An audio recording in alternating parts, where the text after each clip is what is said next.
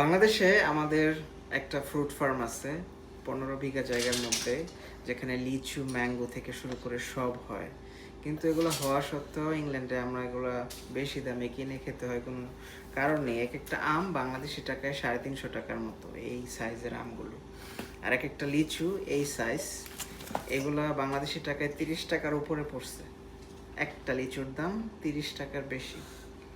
So বিদেশে থাকি, চাইলেও বেশি কোয়ান্টিটি আনতে পারি না।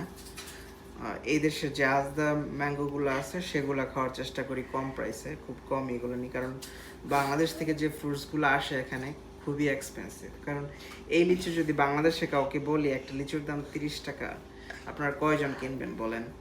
সো খুব কম মানুষই পাবেন লিচু এরকম দাম দিয়ে কিনে। তারপর আমরা প্রবাসীরা কষ্ট করি, এই বেশি দামে লিচু খাই। কিচ্ছু করার না, এটাই ভাগ্য আর কি। আর নিজের বাগান থাকা সত্ত্বেও এত বেশি দামে কিনে খেতে হচ্ছে, এটা আরেকটা দুর্ভাগ্য।